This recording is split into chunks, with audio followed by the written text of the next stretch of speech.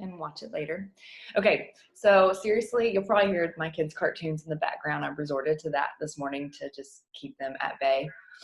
And it says my internet connection's unstable. So let me know if I start locking up all awkwardly. But I just wanted to breathe some life into you guys this morning. And honestly, it was Emily Phillips who's on this call this morning. She is a new coach this month. She reminded me of the video, the welcome video that I created for coaches. And I probably made that video 6 months ago-ish. And I had honestly forgot all of the words that I had said. And I needed to hear them just as much myself. And I was like, I know I can specifically think of so many girls on our team that need to hear those same words. And so I'm just going to kind of repeat what I said on that call and breathe it like specifically for this time and this purpose for you guys this morning.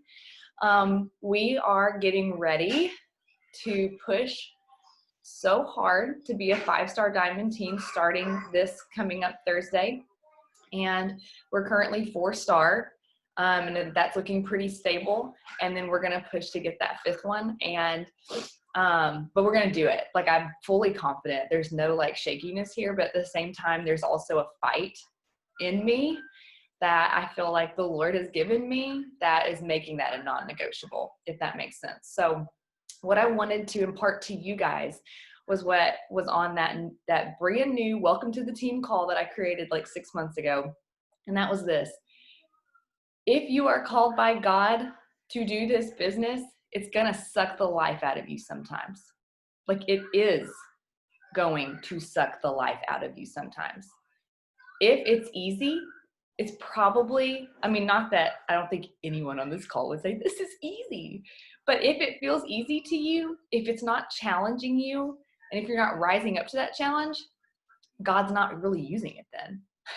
If you look in the Bible, if you look at anyone's life that he has, like, you can say, oh my goodness, God's using him, God's using her.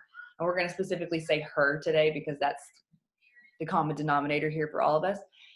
If you look at any woman that God has used, her story is unconventional and it's hard and it sucks. Okay? It sucks. Let's look at Rahab in the Bible, okay? She's one of Jesus's great grandmothers. She was a prostitute who, whenever the Israelite spies came into her land to figure out, is this where God's really calling us? She said, dang it, I'm not worthy. I'm a prostitute. She knew who she was. She wasn't pretending. She wasn't saying, oh, I'm a prostitute because like it's a good thing. Like, she knew what being a prostitute meant. She knew that it was unbecoming. She knew that it was not a godly thing for her to be doing. But instead of letting her sin and her shortcomings keep her from what God could use her for, she said, hey, I'm done with this. I'm done with this life. I'm going to help God. I'm going to be used by him. She kept those spies. They could have killed her for it. Her native land could have killed her for it. She hid the spies. She did what God commanded her to do. She let them out of a window. She saved their lives. They went back to Israel. If you don't know the story, I'm just kind of recapping it for you. And then she marries it, even with, think about how you would feel in her situation. I would want no worthy man to marry me for how I would have felt about my past. Instead, God gives her a godly husband who would eventually give her children, who would eventually give her Jesus as a great grandson. Jesus. God used that. So I don't care where you came from and where you are today, like, you're going to be used by him in whatever way that looks. And so let's translate that into this business, all right? And I could keep going. Look at Esther. Did that look easy? Like, she was married to a man she hated, but that was part of God's plan. Part of God's plan was to be married to someone that was evil. Isn't that crazy? Like, he literally puts you where you are because it's part of his plan. She was chosen out of it was like they lined these women up like cattle, and the king got to choose a new wife. And he picked her. Wouldn't you just feel like garbage? I'd feel like garbage. I'm just going to put myself in that situation, like, oh, cool. Like I was the pick, but that means I have to be married to you. And he was an evil king. He was not of their bloodline. It was just a terrible situation, but God put her there because that was going to allow her to save her people, but not without it being difficult still. It wasn't like, oh, I'm going to put you here. You're going to endure this. And then, but I'm going to make it easy for you. It was still hard. Her uncle still had to get on her level and say, listen, if you don't go do this, God's going to use somebody else. But he's giving you this opportunity because of where he put you. All right. And so I'm going to translate that right into your business. Okay. Think about how many coaches there are in this network. You could easily say, well, I'm just going to quit because there's a million other coaches and the coach network doesn't need me and I'm not good at this and blah, blah, blah, blah, blah, blah, blah. Okay. Those are all things that these women could have said to themselves to back down. And I'm going to give you a little bit of a spoiler alert here. Lauren, I am not good enough. I'm not good enough to run this business. I don't know what I'm doing. I don't know what makes me successful other than consistency and God calling me to this. All right. I show up every day, not because I'm confident in who I am, not because I'm confident that I can do this, me. I show up every single day because God said, hey, I called you to this. It's paying your bills. It's giving you so many, I'm getting all choked up. It's giving you so many gifts. You're showing up because I asked you to. And y'all, that's the truth. I show up so many days because that is what God has asked me to do. And every time I show up with that heart and that mindset, he blesses me beyond measure. It's not always by hitting Success Club. And it's not always that I'm not saying he blesses me by making it easy, but I get in a conversation with someone who desperately needed someone to talk to them that day.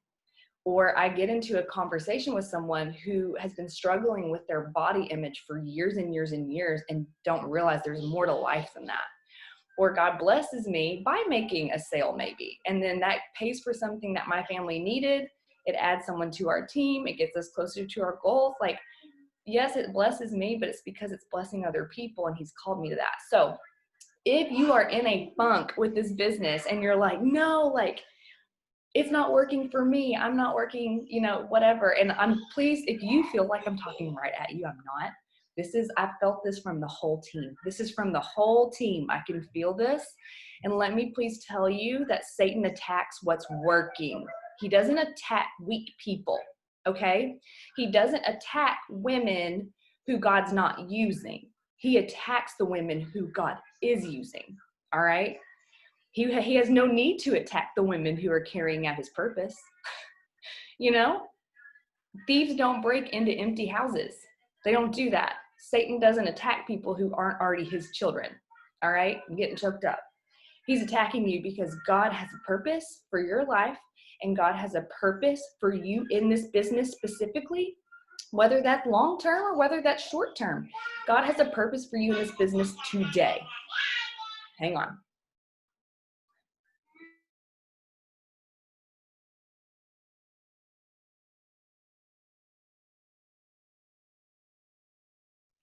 Sorry, my boys get really carried away with their stuffed animals sometimes.